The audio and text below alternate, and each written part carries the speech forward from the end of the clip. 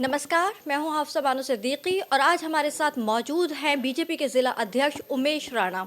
उमेश राणा जी, सबसे पहले तो आपको बहुत बहुत बधाई कि बीजेपी इतनी ज़ोरदार तरीके से एक बार फिर से बहुमत में आई। जी धन्यवाद। अच्छा, क्या लग रहा है कि हापुड़ की इस बार तीनों सीटें जो है वो भगवा में हो गई हैं, तो आपके नेतृत्व में क्या स्ट्रेटजी रही उसके बारे में कुछ बताना चाहेंगे हमारी जनता को? देखिए, जब नवंबर 2019 में पार्टी ने मुझे जिलाध्यक्ष की कमान सौंपी, हालांकि भारतीय जनता पार्टी के लाखों कार्यकर्ता प्रत्येक जनपद में हैं, लेकिन जनपद के कार्यकर्ताओं ने बूथ स्तर से लेकर के जिला स्तर तक के जो पदाधिकारी थे उन्होंने रात दिन मेहनत करी।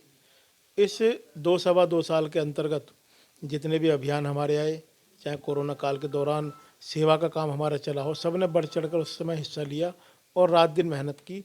और ज़मीनी स्तर पर जो सरकार की योजनाएं थी, चाहे केंद्र सरकार की थी चाहे प्रदेश सरकार की थी, उनको नीचे तक पहुंचाने का, उनका प्रचार प्रसार, उनका लाभ दिलवाने का काम कार्यकर्ताओं ने किया।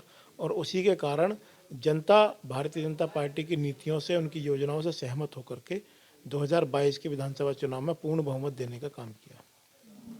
लेकिन मैं जानना चाहूंगी कि इसमें आपके, क्योंकि आप जिला अध्यक्ष हैं तो जाहिर सी बात है 3 सीटें हैं, तो आपकी उसमें खास स्ट्रेटजी क्या रही? औरों से कुछ तो अलग रहा होगा कि आप तीनों सीटों में, यानी कि हापुड़ की सदर सीट और फिर धौलाना और गढ़, तीनों में आपके भगवा में कर दिया आपने। अन्य दलों में और हमारे दलों में ये अंतर है, हम 2 साल से लगातार चुनाव प्रतिदिन लड़ रहे थे। हम प्रतिदिन बूथ पर जाते थे, हमारा प्रत्येक पदाधिकारी, बूथ का अध्यक्ष सक्रियता के साथ अपने बूथ पर काम करता था, क्योंकि हमने नारा दिया था बूथ जीता चुनाव जीता।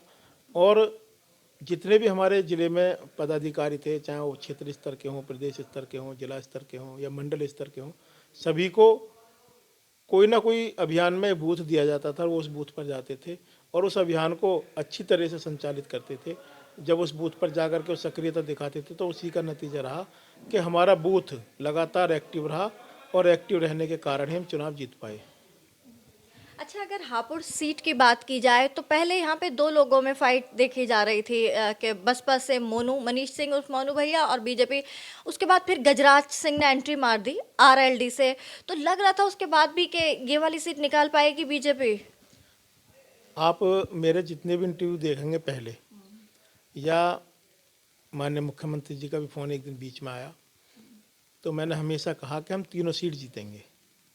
पहले दिन से ही मुझे विश्वास था, क्योंकि जो हमारा मतदाता है, सरकार की योजनाएं इतनी हैं कि जो हमारा एक लोअर बीसी या दलित जो वोट बैंक है, उनको नीचे तक लाभ पहुंचाने का काम हमारी सरकार ने बगैर किसी भेदभाव के, बगैर किसी जातिगत या धर्म के आधार पर देने का काम किया है। उसी का नतीजा रहा कि सभी ने दिल खोलकर भारतीय जनता पार्टी के पक्ष में मतदान किया। तो आपको सच में लग रहा है कि मुद्दों पर या योजनाओं के बेस पर जीता गया है ये चुनाव, या फिर वो जो समाजवादी अपोजिशन आरोप लगाता है कि हिंदू मुस्लिम और पोलराइजेशन के बेस पर? नहीं, पोलराइजेशन का आरोप इसलिए लगाते हैं क्योंकि उनकी तरफ मुस्लिम पोलराइज हुआ है। हमारे साथ आप उठाकर देखिए, जैन कन्या इंटर कॉलेज यदि आप देखेंगे, वहाँ मुझे लगता है बमुश्किल 400 साढ़े 400 वोट हिंदुओं की हैं, लेकिन हमें वहाँ 1007 वोट हमको मिले हैं। तो जहाँ लगता है 250-300 वोट हिंदुओं के पड़े होंगे, जहाँ 1000 वोट हमें पड़े हों, तो निश्चित रूप से 700 वोट धौलाना से आकर, गढ़ से आकर तो पड़े नहीं होंगे। वहीं के मुस्लिमों ने वोट दिए हैं। वो 700 वोट हैं जो देश के लिए सोचते हैं, देश की सरकार क्या कर रही है जनता के लिए, उस आधार पर सोचते हैं। और उन 700 मुस्लिम वोट भी हमें उस जैन कन्या मतदान केंद्र पर मिले हैं। तो ये एक उदाहरण मैंने इसलिए दिया कि भाई वहाँ आप देख सकते हैं कि वहाँ कितने मुसलमान हैं। और वो अखबार ने भी आज छापा है, दैनिक जागरण ने, कि भाई जो मुस्लिम बहुल बूथ थे वहाँ पर भी भारतीय जनता पार्टी सेंध लगा पाई, इसीलिए हम चुनाव जीते। धौलाना वाली सीट पर भी कुछ ऐसे लग रहा है जो धर्मेश सिंह तोमर जीते हैं। और निश्चित रूप से वहाँ पर भी मुस्लिम भी जो जाते हैं, चाहते हैं कि भाई हमारा विकास हो, उनके बच्चे पढ़ें, उनके बच्चे भी इंजीनियर डॉक्टर बने, इस देश के विकास में वो भी सहभागी बने, उनका भी हाथ पकड़ के सरकार आगे चले, सरकार की योजना को लाभ लेते हैं। तो वो जो एक धर्म के आधार पर राजनीति करते हैं, मुस्लिमों को भाजपा के नाम पर डरा करके उनका वोट लेते आए हैं, उन सबको इस बार आईना दिखाने का काम मुस्लिम मतदाताओं ने भी किया है। लेकिन फिर भी ऐसा क्यों माना जाता है कि भारतीय जनता पार्टी से जो है वो मुस्लिम ज़रा खफा नज़र आते हैं? अगर आप ओवरऑल देख लिया जाए, और जहाँ तक इस चुनाव की बात है तो समाजवादी को गए ज़्यादातर मुस्लिम वोट। तो क्यों, कुछ तो वजह होगी ना बीजेपी में कि मुस्लिम थोड़े नाराज़गी रहती है? नहीं, ऐसा है, जब 2012 का चुनाव हुआ, 2007 का हुआ, तो जो हमारा परंपरागत वोट बैंक है बसपा का एससी, वो हमको नहीं मिला। लेकिन जब 2012 का चुनाव आया तो कुछ मिला। जब 2017 का चुनाव आया तो और भी परसेंटेज उसमें बढ़ा। और इस बार आप देखोगे मायावती जी का जो कोर वोटर है वो 22% से खिसक कर 12% पे आ गया, तो 10% वोट कहाँ गया? अच्छा, ये तो राजनीतिक गलियारों में या लोगों का, काफ़ी विश्लेषकों का कहना है कि मायावती जी जो है वो पहले से ही बीजेपी के साथ मिल गई थी, और यही वजह रही कि उन्होंने अंदर खाने जो है वो सपोर्ट रहा, और जो भी फायदा हुआ तो बीजेपी की जीत में लग रहा है कि बसपा का बहुत बड़ा रोल रहा है इस बार। नहीं, यदि मायावती जी हमसे मिलती तो गठबंधन करती, अपने प्रत्याशी क्यों खड़ी करती? हर सीट पर उनका कैंडिडेट था, सब मजबूती से चुनाव लड़े। लेकिन उनका मतदाता भी समझ चुका है कि जाति के नाम पर, धर्म के नाम पर बहुत ज़्यादा दिन भारत का उत्थान नहीं हो सकता। भारत के विकास के लिए, प्रदेश के विकास के लिए और स्वयं उनके विकास के लिए जाति से, धर्म से ऊपर उठकर वोट करना पड़ेगा।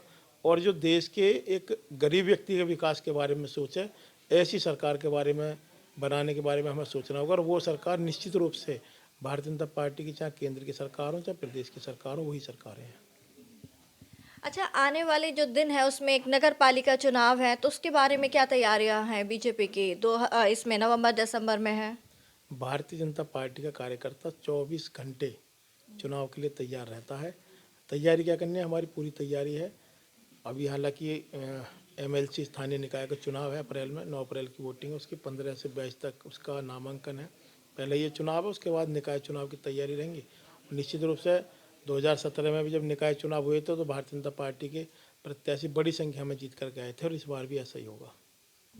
अच्छा, इस बार जो हापुड़ की सीट है तो पहली बार जो भाजपा के किसी विधायक की कॉन्जिक्यूटिव विक्ट्री हुई है, विजयपाल आरती जी दोबारा से बन के आए। तो अब क्या प्लान रहेगा? हापुड़ की जनता हमारे कैमरे के माध्यम से बताना चाहेंगे आप, तो बताइएगा कि क्या है, नई पॉलिसी क्या रहेंगी आपकी? देखिए, जो पिछला 5 साल का कार्यकाल हमारी सरकार का रहा है माननीय योगी जी के नेतृत्व में, वो निश्चित रूप से ऐतिहासिक कार्यकाल रहा। प्रदेश के अंदर जब हम सोचते थे कि शायद law and order, Uttar Pradesh इतना बड़ा प्रदेश है, यहाँ हो नहीं सकता ठीक, प्रत्येक जिले में 2 से 3 बाहुबली होते थे, उन्हीं के सहारे पर शासन प्रशासन चलता था, उनको ध्वस्त करने का काम माननीय योगी जी ने किया। और आज देश की, प्रदेश की जनता अपने आप को सुरक्षित महसूस करती है। प्रदेश की बहन बेटियां बगैर किसी डर के कॉलेज जा सकती हैं, आधी रात को भी अपने घर से, बाजार से कुछ ला करके सामान आ सकती हैं। कोई खतरा उनके सम्मान को, उनकी सुरक्षा को नहीं है। और उसी के आधार पर जनता ने वोट दिए हैं। और निश्चित रूप से जिस तरह से हमको पिछली बार लगभग 83-84 हज़ार वोट मिले, इस बार 13-14 हज़ार वोट अतिरिक्त हमको मिले हैं, और उस स्थिति में मिले हैं जहां गठबंधन था।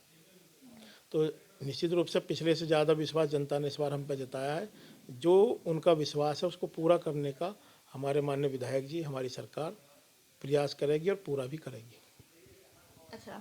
अच्छा, आखिरी सवाल ये जानूँगी कि इस बार जो यूपी में जीत हुई है, तो क्रेडिट किसको ज़्यादा जाएगा? योगी जी को, उनके चेहरे को, या फिर प्राइम मिनिस्टर मोदी, जिनका हर बार बीजेपी उन्हीं के इर्द-गिर्द चुनाव लड़ती है, तो इस बार किसको ख़ास जाएगा?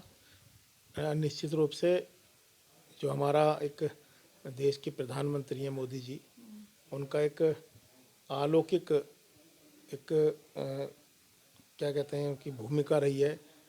और योगी जी का जो शासन रहा है पिछले 5 साल का, दोनों का मिला जुला असर रहा। और इसके साथ 2 साल से लगातार कार्यकर्ता जमीनी स्तर पर काम कर रहा था। इन तीनों लोगों को ही इसका क्रेडिट जाएगा। तीनों को। लेकिन फिर भी योगी जी और मोदी जी, हर बार जो भी चुनाव होते हैं, जैसे अगर पिछली बार की बात की जाए तो योगी जी का चेहरा सामने नहीं था, लेकिन इस बार जो है मुख्यमंत्री का चेहरा साफ तौर पे बीजेपी ने योगी जी का रखा। तो लग रहा है इस बार योगी जी ने कुछ बाजी मार ली है प्राइम मिनिस्टर मोदी के मुकाबले में। नहीं, आप, सबका अपना प्रभाव है। आज भी हम सबको संरक्षक, हम सबके नेता माननीय मोदी जी हैं। उसके बाद प्रदेश में जो शासन चलाया, प्रदेश के जो नेता हैं हमारे, निश्चित रूप से योगी जी हैं। और आज योगी जी का जो क्या कहते हैं, पब्लिसिटी गई है, टीआरपी गई है, पूरे वर्ल्ड लेवल पर है। कई राउंड भी लगाए उन्होंने, अगर यहाँ की बात की जाए हापुड़ में, पिलखवा में भी आए वो धौलाना सीट के लिए, गढ़ में भी। आ चुके हैं, गढ़ पे 4 बार आ चुके हैं मुख्यमंत्री बनने के बाद, और धौलाना पे 3 बार। चलिए, आपका बहुत बहुत शुक्रिया हमें टाइम देने के लिए उमेश जी। धन्यवाद। ये थे हमारे साथ भाजपा के जिला अध्यक्ष, जिनसे हमने बात की, जिन्होंने पूरा बताया कि चुनाव में क्या उनकी आगे की प्लानिंग है और एक कैसा रहा ये चुनाव।